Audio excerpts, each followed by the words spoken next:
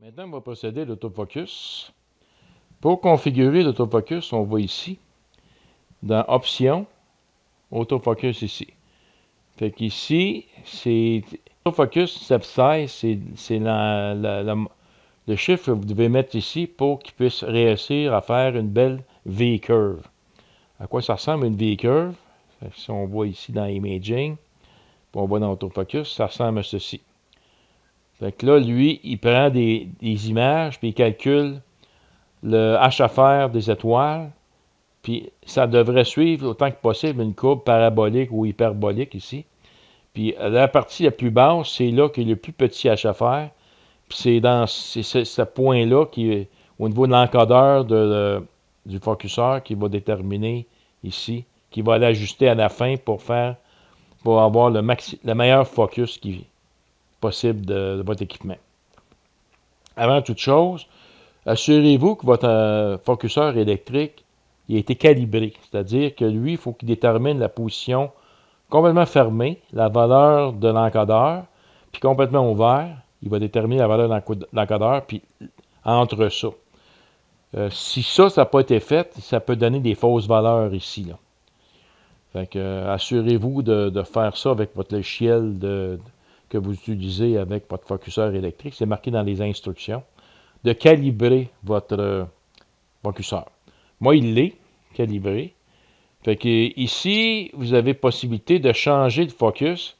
Si vous mettez, exemple, le curseur dessus, c'est marqué Move Focuser vers un small amount using la moitié d'autofocus step size ici. Fait que si je regarde les valeurs que j'avais, le step size c'est 25 500, mais à chaque fois que je vais cliquer sur le bouton, il va faire la moitié de cette valeur-là. Ensuite de ça, si je prends les deux petites flèches ici, là, il déplace le focuseur par un grand montant qui utilise 5 fois le step size. Ça veut dire 5 fois la valeur du step size que vous avez fait. Fait qu'avant d'être capable de faire une belle courbe de main, il faut faire des tests. Fait que, au départ, il faut commencer par vérifier si le focus est au meilleur. Moi, l'autofocus, je le configure pour le filtre luminance. Fait que pour le faire, vous allez dans Options, vous allez ici, Autofocus, puis vous avez ici la série de filtres. Il faut absolument que vous mettiez Use Filter Offset, ici sur On. Là, si le filtre luminance, c'est celui que je veux utiliser comme filtre transparent là, pour faire mes autofocus dans ma séance d'astrophotographie, mais je sélectionne ici, puis je vais cliquer ici Set Autofocus Filter. En cliquant ça, ici, vous voyez, il met une flèche ici, Autofocus Filter. C'est le filtre qu'il va utiliser pour faire l'autofocus. C'est bien important de sélectionner votre filtre en mettant On ici, puis en sélectionnant votre filtre, puis en cliquant ici, Set Autofocus Filter. Fait que là, je m'assure que quand il va faire l'autofocus dans ma séquence d'imagerie, il va le faire toujours avec le filtre luminance, même si vous êtes sur un filtre de RGB ou H-alpha, ces filtres-là. Il faut vous assurer que vos filtres sont parfocales, c'est-à-dire qu'ils sont tous au foyer. Faites des tests de focus avec chacun de vos filtres, puis si ça demeure quand même dans la marge acceptable, vous n'avez pas besoin de mettre de offset. Sinon, si vous avez des offsets, ben c'est ici que vous les mettez. Vous calculez toujours par rapport au filtre luminance. Fait que si vous avez moins 100 pour le filtre rouge, vous mettez moins 100 ici. En principe, là, ce qui va arriver sur le filtre rouge, il va enlever 100 pas, puis il devrait être au focus comparativement au filtre luminance ici. Fait que ça, c'est bien important de vérifier chacun de vos filtres s'ils sont parfocales. Si c'est le cas, ben, vous n'avez pas besoin de mettre des offsets. Moi, dans mon cas, j'ai fait des tests. C'est moins critique pour les filtres couleurs parce qu'on se sert de la combinaison L-RGB. Fait que la L, c'est là qu'on a plus de détails dans notre image. C'est elle qu'on traite.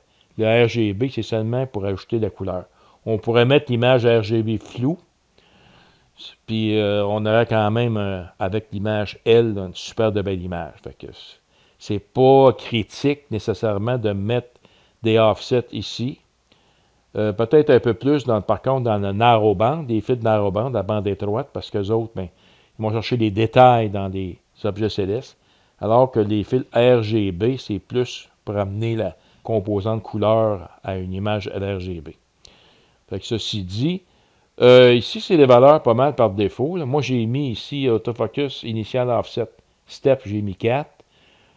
Star HFR, ça, c'est valeur par défaut. Ici, par contre, par défaut, il mettait parabolique. Moi, j'ai mis, selon ce que j'ai lu, j'ai mis hyperbolique.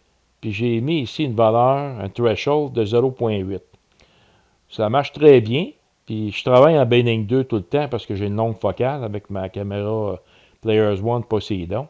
Fait que ça, c'est pas mal les valeurs que j'ai mis, moi, pour faire mon autofocus avec mon Primalucci et Sato Low Profile.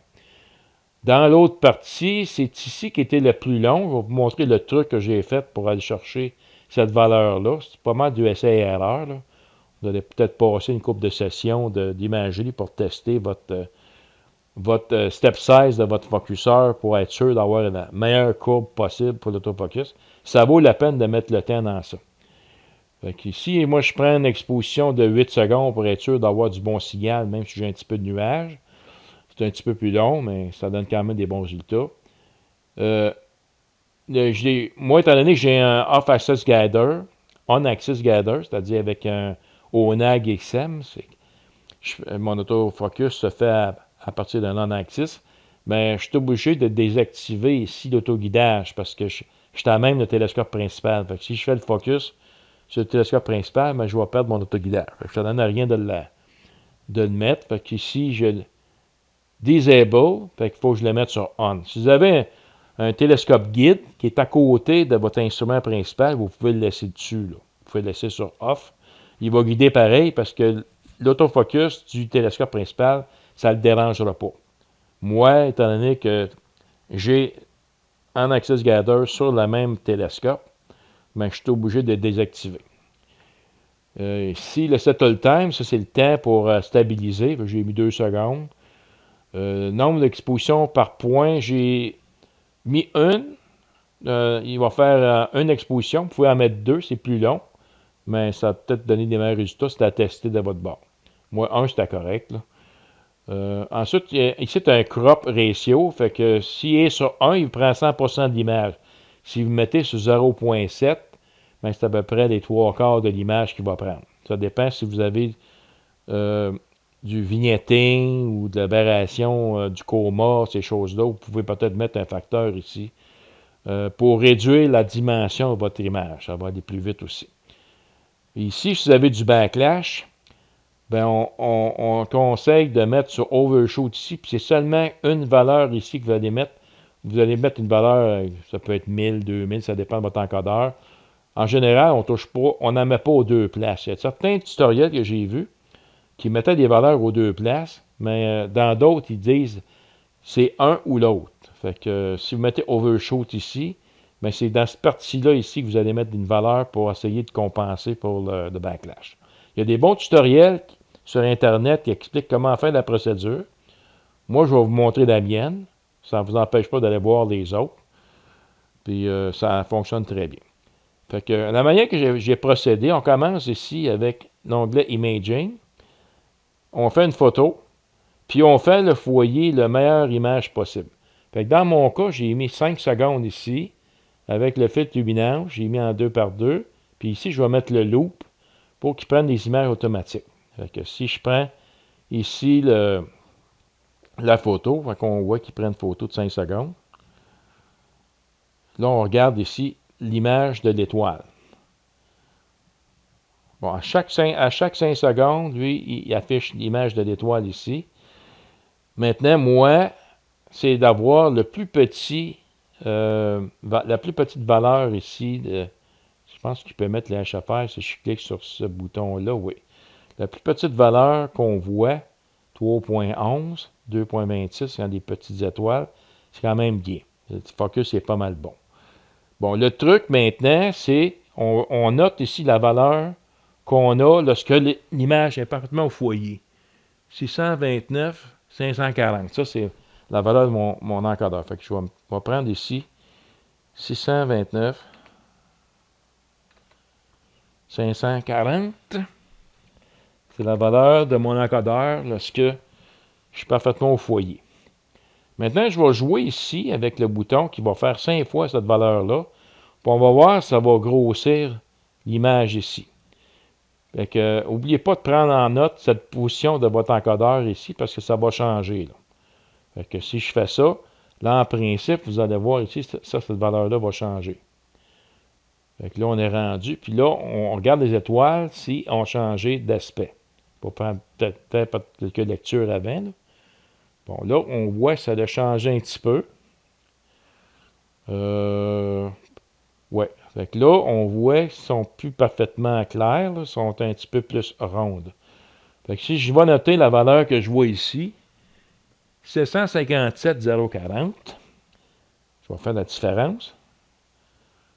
Mettons que je dis moins 757,040.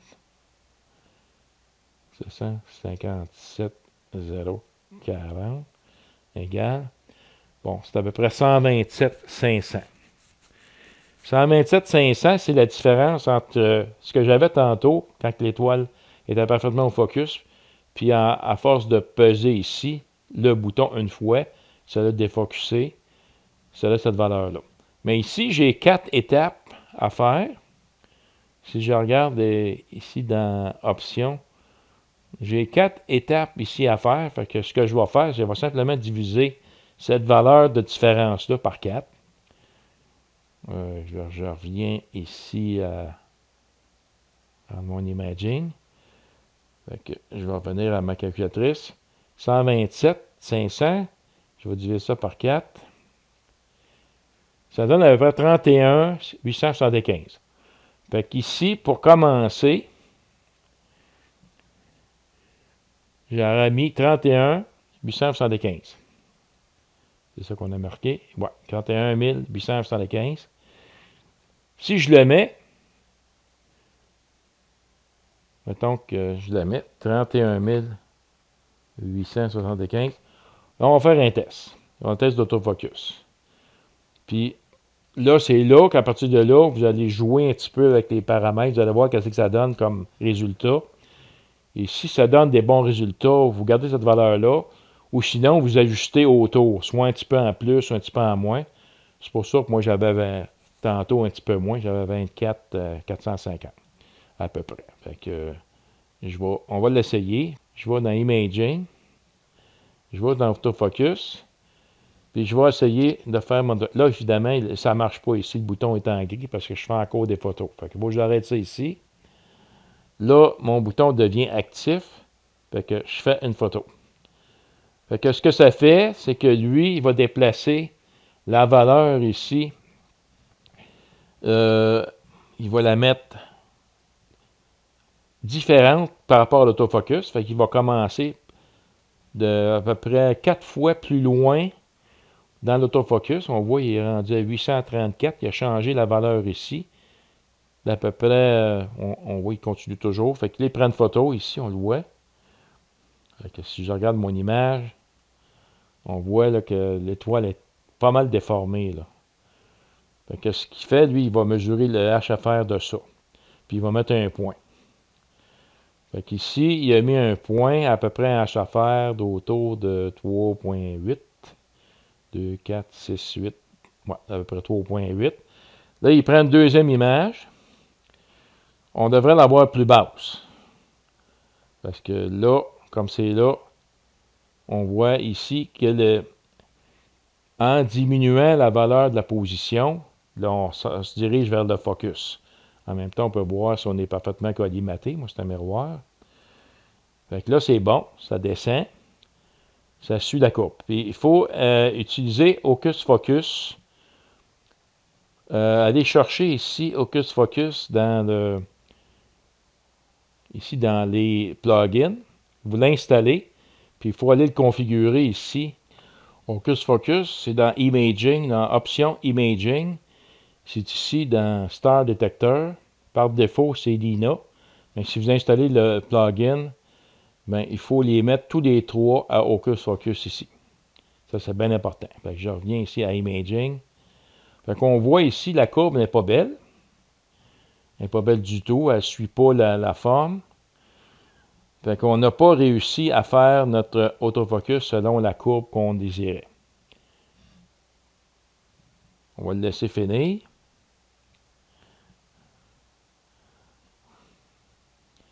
Fait que si on l'arrête ici, il devrait nous ramener la position du focus initial. C'est-à-dire qu'on devrait tomber pas mal à l'autofocus. On voit ici que ça change. Là. Fait qu'il y a beaucoup d'essais et erreurs au début.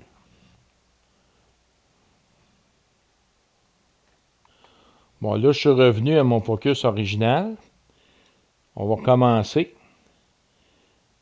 Donc, ce qu'on va faire, là, on va y aller un petit peu moins agressif. Fait qu'on va noter 629, 540 comme position de départ. Fait que ça, je vais marquer ça ici. 629, 540. C'est ce qu'on voit ici. Fait que les étoiles sont super belles, sont petites. Fait que ça, c'est mon focus original.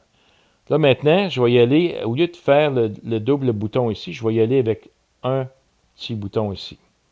Fait que je tourne en mode loop.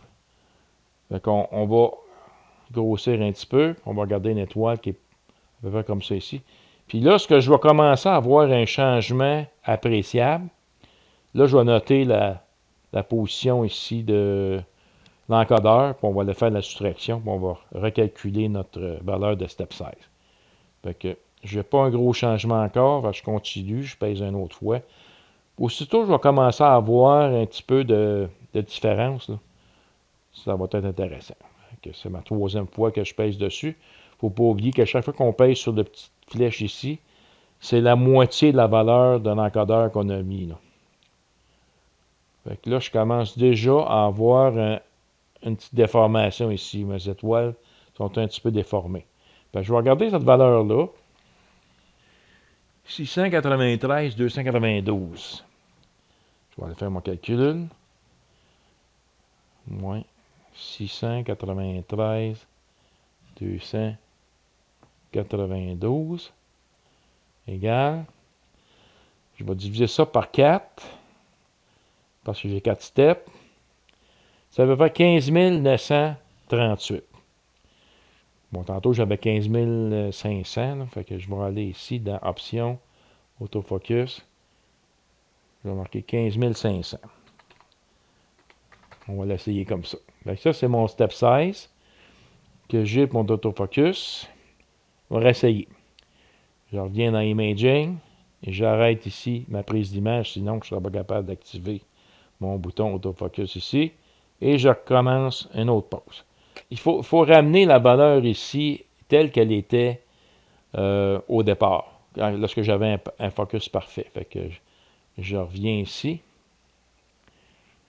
Je le mets exactement à la valeur, on va vérifier. On va prendre une pause. Il faut toujours partir d'une image qui est parfaitement nette. Bon, ça c'est bien, mes étoiles sont petites. Fait qu'on va partir de là. J'arrête ça ici. Je reviens autofocus. Je refais mon autofocus. Là, à partir d'une image qui est parfaitement nette, on a mis une valeur de 15 500 comme step size. On va voir ce que ça donne. Fait que là, il va déplacer l'encodeur ici de 4 fois la valeur de 15 500. Il va prendre une image. Il va calculer l'HFR. Fait qu'ici, j'ai pas une grosse différence. Là. Download. Qu'est-ce que ça donne? Alors, il a mis la valeur ici à 70 000. Il va prendre une deuxième photo. Là, il a déplacé ici de 15 500 plus bas. Fait que ça baisse constamment. Là, on voit qu'on augmente ici la valeur du HFR. Ça, c'est bon signe. Quand on part de haut, puis on descend vers la gauche, vers le bas, ça, c'est bon signe. il va créer une courbe, puis on va voir s'il va suivre la courbe parabolique. Fait qu'on voit déjà que la courbe commence à être formée. On voit un petit peu la courbe ici qui se forme.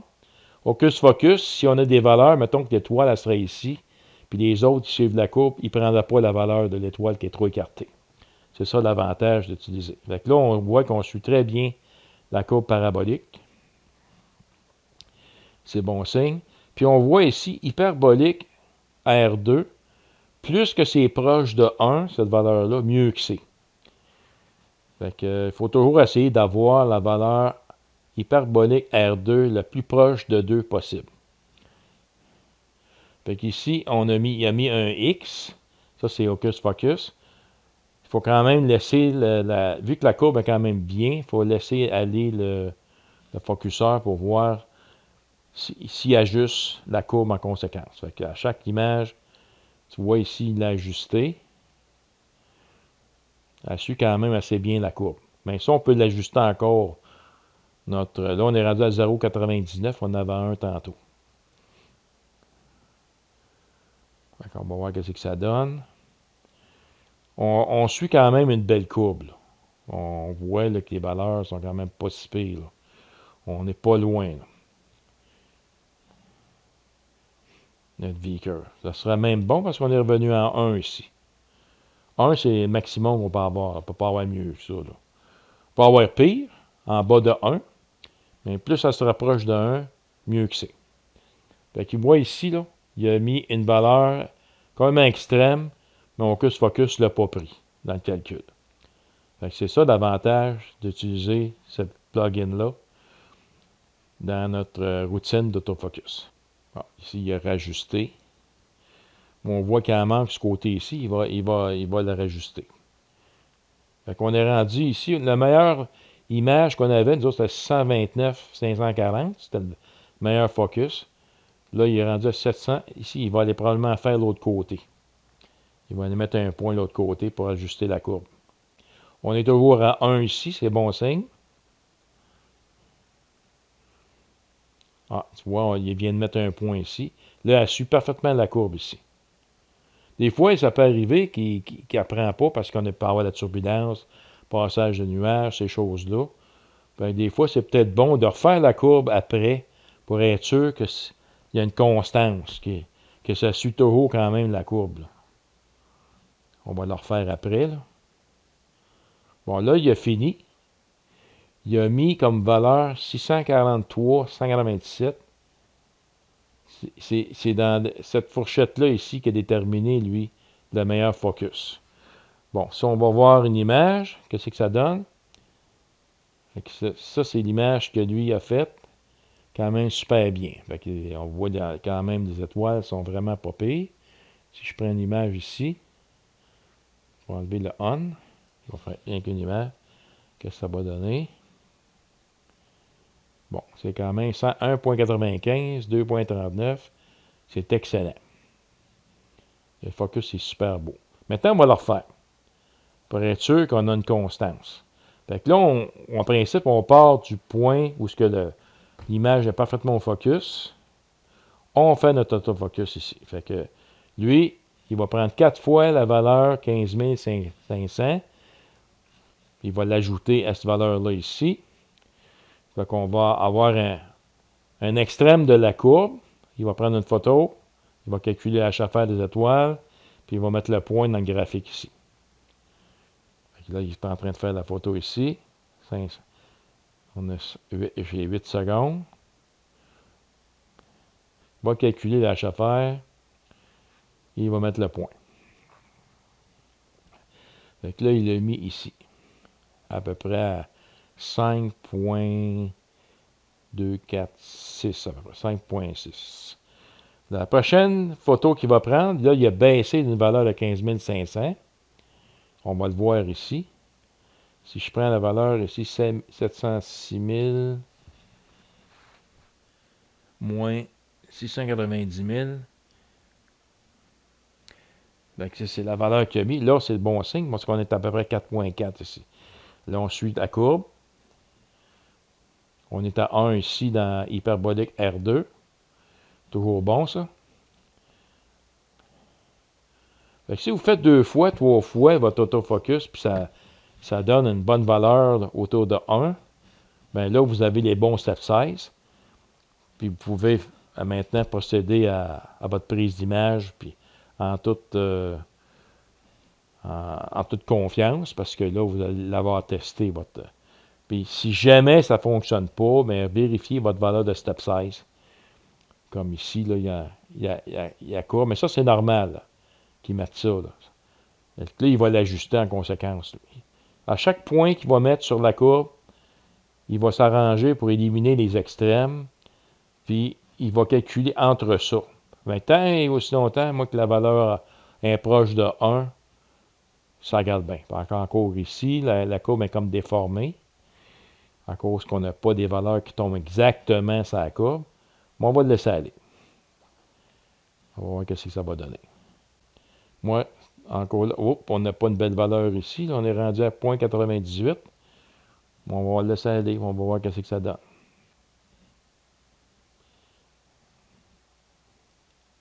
Donc là, il a éliminé un extrême ici.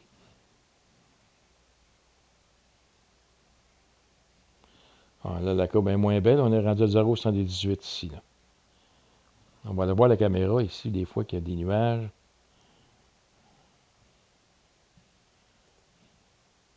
Ah, j'ai comme peut-être des nuages ici un peu. On va aller voir c'est quand même beau ici, au niveau du détecteur de nuages. Là. Ça veut dire qu'on va faire un petit ajustement de notre courbe. Bon, ici, on voit, il a mis 0,85. Ici, ça n'a pas marché trop. Là. Ça a très bien commencé, mais ça a mal fini. Fait que 652, on va remettre la valeur ici que j'avais au focus parfait.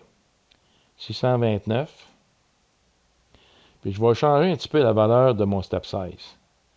Je vais aller ici. Là, j'ai 15 500. Je vais y mettre 20 500.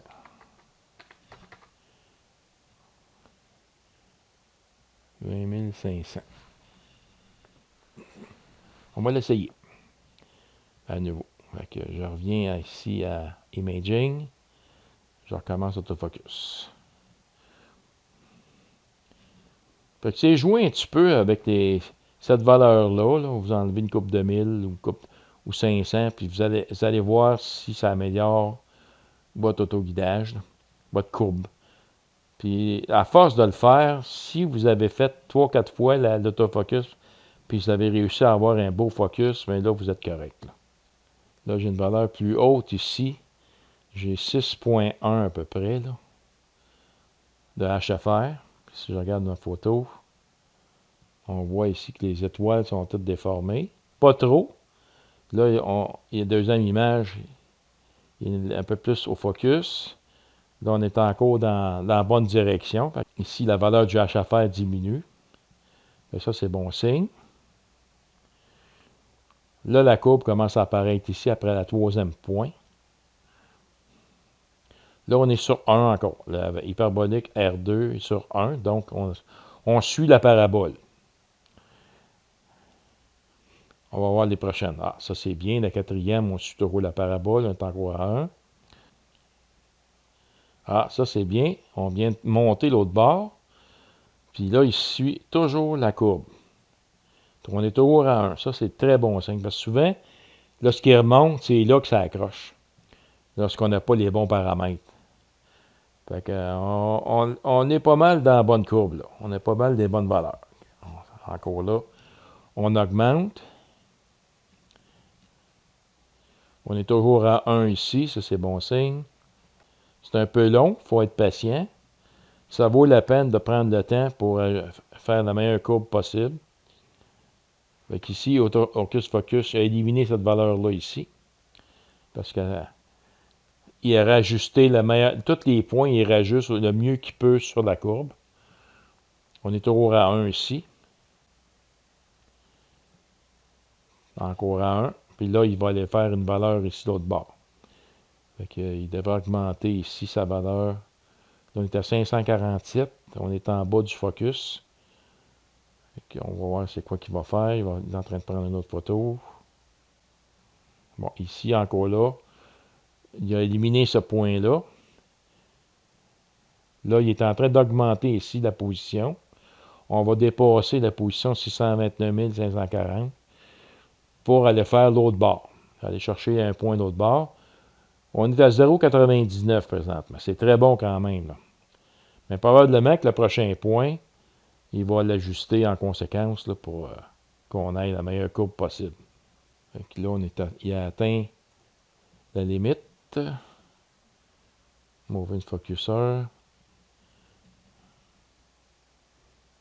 657, 652. Là, il est en train de prendre une photo. On est à 0,98. Bon, ça, c'est la courbe qu'il a réussi à faire. C'est 0,98. C'est quand même bien. Ça suit quand même très bien la courbe ici. On peut quand même essayer de l'ajuster encore. Fait que si je vois ici, j'ai 20 500. Je vais y mettre 25 500. 25 500. On va l'essayer avec ça. Fait que je retourne à mon imaging. Là, je m'assure que je sois en position, si je regarde l'image qu'il m'a faite, la dernière image, ça donne ça. Moi, j'avais le meilleur, 652, j'avais le meilleur ici, 629. Fait que je vais y mettre encore cette valeur-là. Fait que target position, c'est la meilleure valeur que j'avais, ça, pour le focus parfait. Fait qu'il l'a remis à cette valeur-là, puis on va partir de là. Fait que je vais aller en autofocus encore, je vais cliquer à nouveau. Puis on va voir si ça va améliorer un peu mieux notre courbe. On va juste suspendre le temps qu'il fasse ses courbes, puis on va revenir. Avec le premier point qu'il a mis, lui, il a mis 8, à peu près 8 de HFR. Donc on va aller voir qu'est-ce que ça donne. Fait que ça, c'est les étoiles défocusées, où il a calculé la valeur HFR de 8. On s'en va dans la bonne direction. Là, la deuxième, il a trouvé 6. HFR 6.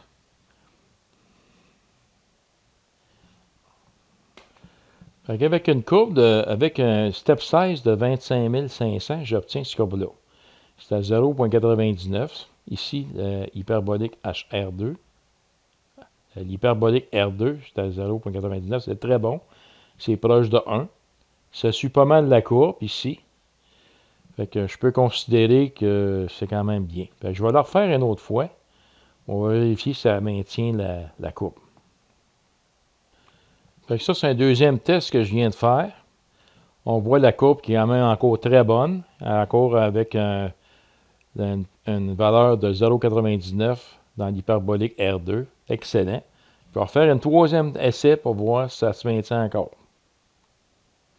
Alors, voici un troisième essai. Ici, il a éliminé cette valeur-là ici. Mais j'ai quand même 0,98. Selon les instructions de Nina, c'est quand même très bon. Puis si je vais voir ici dans l'image la photo de mon objet, là, mais c'est quand même bien. On voit les étoiles sont petites. C'est très très bon. Puis ici, la valeur qu'il a trouvée, lui, c'est 645. J'avais 629, 540, 645. C'est quand même bien. Je peux considérer que mes valeurs sont correctes au niveau de mon autofocus pour un Insato. C'est comme ça qu'on fait l'ajustement pour l'autofocus, les ajustements des valeurs du step size pour votre caméra. C'est un petit peu de temps, un petit peu d'essai. Il y a des tutoriels sur ça, sur Patriot Astro, puis Cuivre de Geek. Là. Il est très bon, lui-ci, sur Internet, sur YouTube. Fait que essayez ça, puis une fois configuré, vous allez vous amuser. Avec bonne chance.